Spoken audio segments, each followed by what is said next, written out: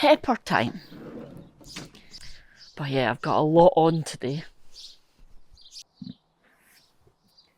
Do you need some help with that? Because I'm kind of busy, but wait a minute. I'll get you some help. Scott! Hiya! You need some help? Yeah, Eli's got a load to do in the greenhouse. Could you go and give her a hand? She always needs a hand. I know, but I'm busy. She's got me doing other stuff. It's not like I don't have something else going on. Okay, fine. I'll be right there. Thank you. Eli, good to see you. Can I give a hand? I had some extra time. I thought maybe I'd pop over. It is that time of year, folks. It is time to get my peppers potted up into the famous QuadGrows system that I use every year. Now, if you don't know how to work QuadGrows or what they're about, you're in for a treat because I've got another QuadGrow beginner that I'm going to teach how to do it. We've actually got Scott in the garden, so I'll be sitting down and Scott will be doing all the work. Looking forward to this. QuadGrows are new to me. Okay. Fabulous. Top secret bit, guys, you haven't seen this yet. New green stock garden. It's only new because we've moved the green stalks from other spaces because the new shed is there. But I stole shelves from Kate's shed to make this new area that has my stuff stored, including the QuadGrows. Scott! Okay. Thank you. They're light. Do you want another set then if they're that Sure. light? Piece of cake.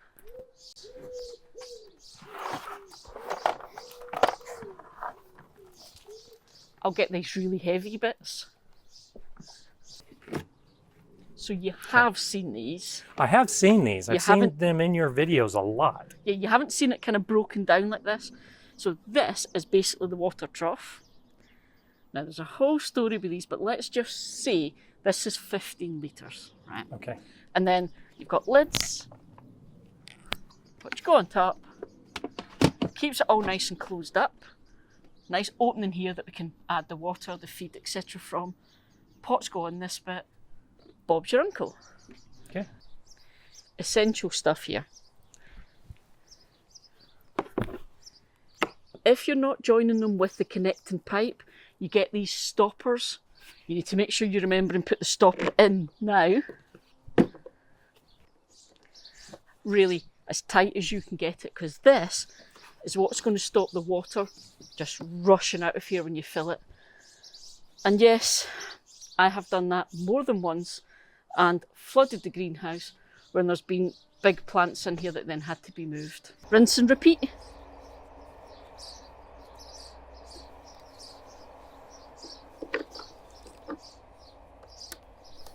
And so if you do have any that leak, it'll be the one that you did. Yes, Scott, of course it will. Throw me a QuadGrow. Thank you very much. So yes, so the QuadGrow name comes from the very first set of these that came out was actually one huge long water trough. It was quite a narrow rectangle and you put 4 pots on that. And it was fantastic. I used it for years and I had so much success. And if you ever want a chuckle, you can go back and see those really old videos of me doing that. But this new design just makes it fit much easier into different size spaces because it's much smaller. I think I once called it Garden Meccano because it's kind of modular. Quick thing to note before we go in and do this in the greenhouse. So you're in charge of making sure I remember this. Okay. Because I've never not remembered this before, but just in case. And I've remembered everything I ever wanted to remember. Exactly, so I can rely on you. There is a little hole on one side of each of these. Okay. That's your overflow hole. So if you fill this too much, it will come out this little overflow. If you put these in your greenhouse and that little overflow is to the back, you will not notice it's leaking and you will keep filling because you think it needs more water. That's a good tip. Yeah. As I say, I've never done that before. That's right. So to avoid it ever happening to you, you put it in front of you so you can see it draining out. Yeah. Okay. Okay, so this is enough for 2 plants in one of these. So as you can see, we've got space for loads of plants. Okay. This is the easy bit. All I'm going to do now is going to put these in the greenhouse in place, and then we'll actually pot up with pepper. Oh, I thought we were going to do the whole thing in the Oh, greenhouse. yeah, sorry, Scott. Let me show you my greenhouse and you can Okay. see why we're not doing that. Let's go do that. So, yeah, you want to work in here? I do want to work in here, but I can see how it might be a little tight, even for one person. Two might be a bit of a challenge. Apologies, we're back out in the cold. I'm okay with that. What were you to remind me? I'm to remind you to put the little hole in front. Oh. Okay, we'll place these on top. Snap them in position. Check that the hole is there. Good to go. Scott, one last thing. Okay, what are these? These are the little lids. Of course. So, There's an opening. I figured this out myself.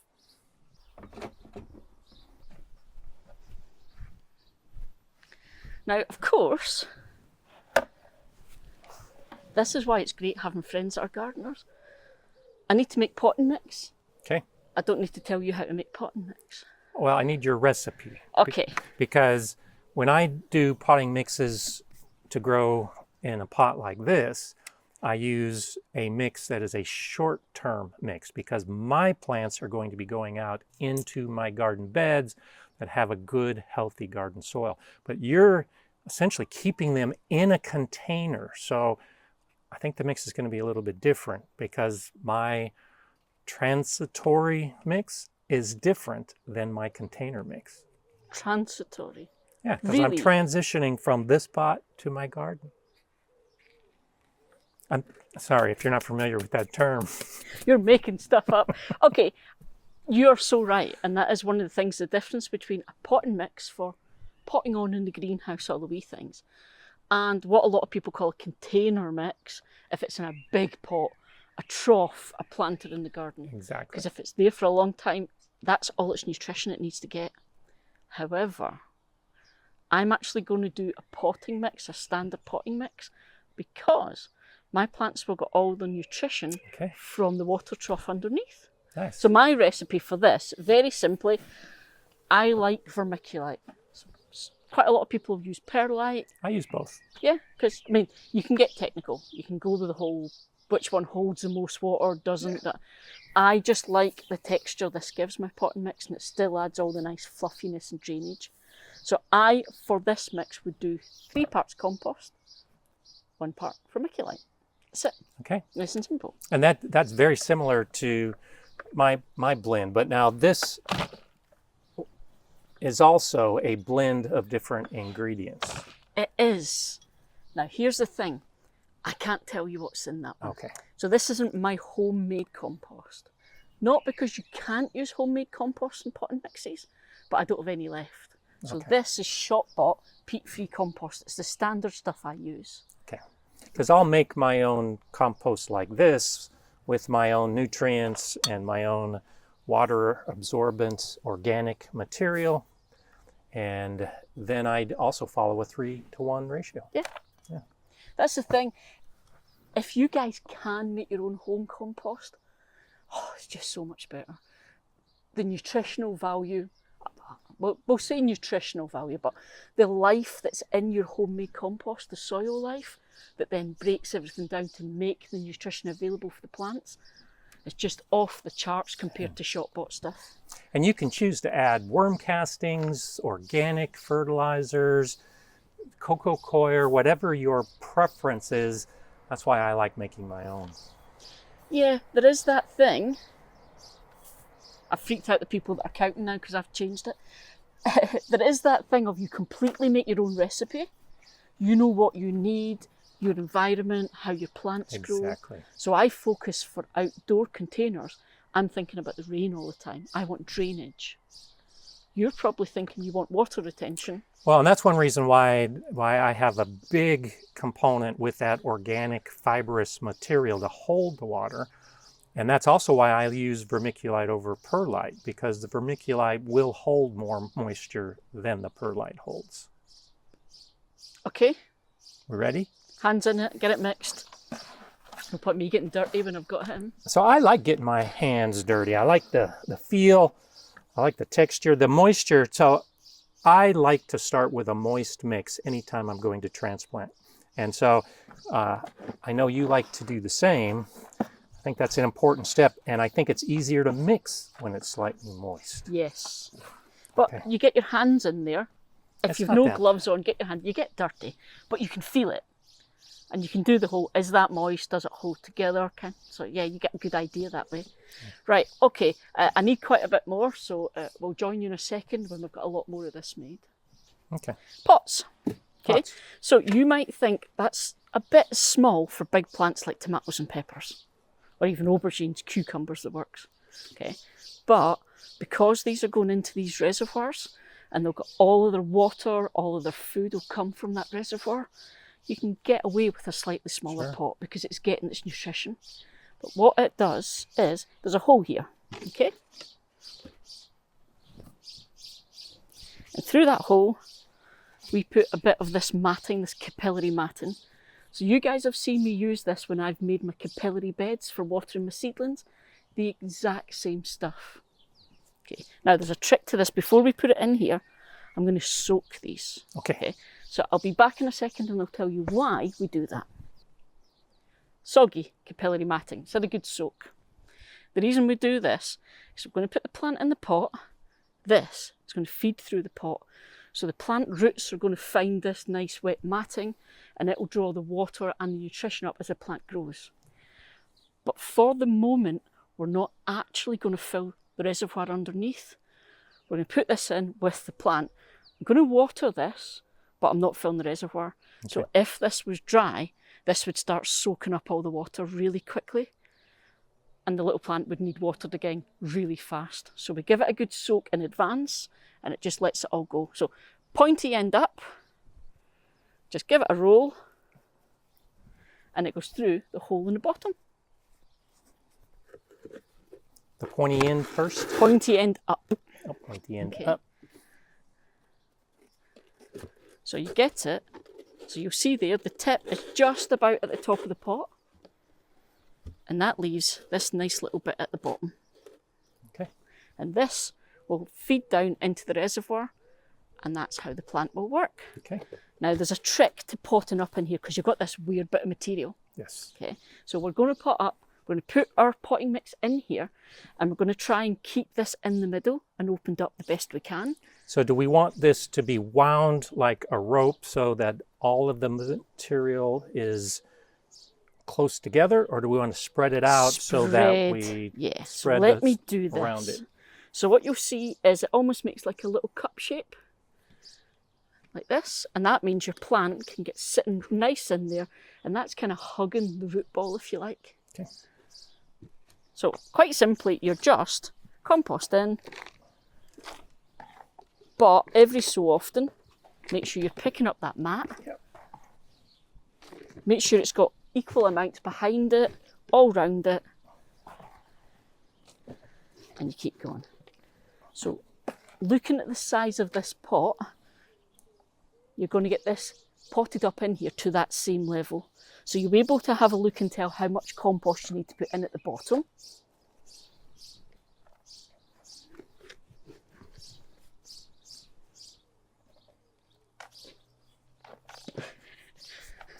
Or you could just dig a hole out in the middle. Well, no, this is funny because when I transplant into my garden, I rarely have big pots like this. That's true. So as I prepared my hole, I was thinking of what I'm used to as far as when I put the peppers in the ground. Now, you've mentioned that before. So if you guys haven't seen it, I'll link at the end. Scott and I have got a whole playlist of videos where we grew tomato plants. Yes. I'll say together, but you were in Colorado, I was here. Yes. But one of the things that Scott mentioned was, I've got mine in much bigger pots by the time they're ready to be transplanted. Yours were nice little small pots. Hence why you just kept going like you're used to. Yeah. So that's us. The only thing now is we're going to pot up like normal, but again, this piece of material, I'm going to make sure I keep it to the side out the way because I want the plant essentially in the centre of the pot, and this matting's going to be hugging that root ball. So I like to just support the stem with my hand, upside down, Now, one thing, because I worked with a lot of students, a lot of children, and you really need to point out that you don't just pop it off, that you need to be elevating it while you pop it off so that you don't have all of these leaves knocking against the floor. Or worse, just turn it upside down and drop it on the floor. That's right. So there we go, nice plant, lots of nice roots, and we're going in. And as I mentioned before, just check, make sure you've got that capillary matting. And it is, so I'll pull it up. Now I'm resting it alongside the root ball at this point. Perfect, Okay. absolutely perfect. And then all we're doing is backfilling the pot. So far, Scott, how different or similar to your normal routine is this? This is exactly the same. I do the same, removing from the pot, tipping it upside down, using 2 hands to set it into the pot, and then backfilling around the edges and corners. And so I also see that we're pressing at about the same energy level. We don't want it to be dense, but we want to make sure that the potting mix around the outside does fill in all those gaps. Yeah, goes right down, fills it all in.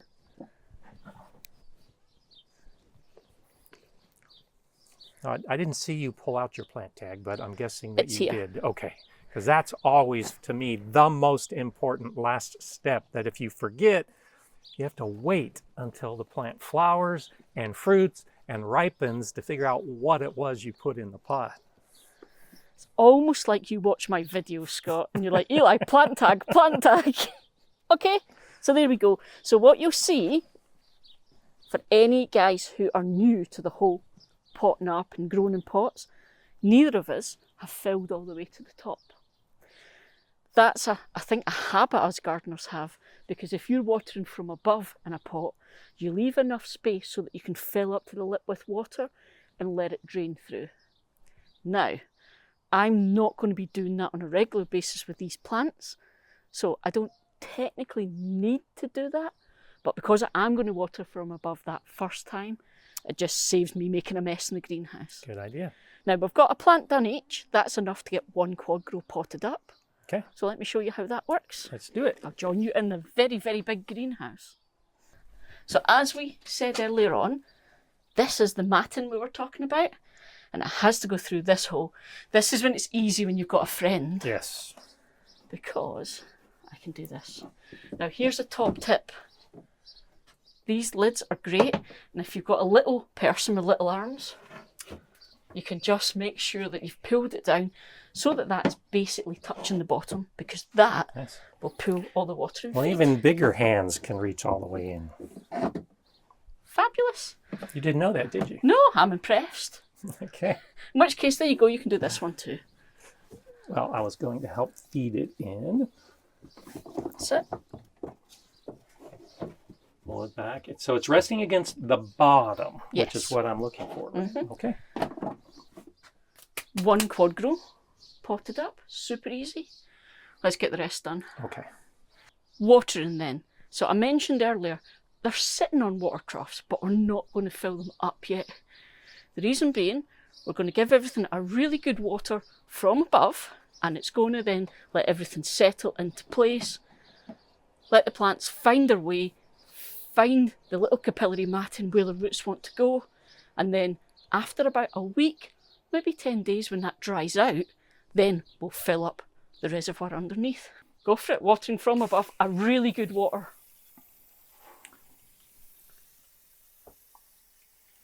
And so I'm going all around. As I saturate the soil, it starts flowing off to the edges, so I have to keep moving to try to keep it level as much as possible. And so it was already moist, and I'm putting a lot in here. So how do you gauge when you reach the point that you have enough water? What you're going to see happen is that compost level is going to start to drop down. You might even see some roots starting to come up. If you see that, top it up with a wee bit more compost, because you don't want any roots shown.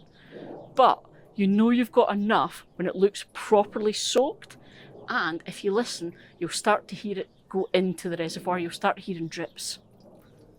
So I can definitely hear the drip. we are done for the day with the peppers. Okay, nice. Okay. And they're beautiful plants. They're going to be settled in no time. And you can keep an eye and watch how your little babies grow. Yeah. Just because it's always fun. I mentioned those tomato videos. There you go. Go and have a watch and see how we did our tomatoes over the last couple of years. See you, folks. Bye-bye.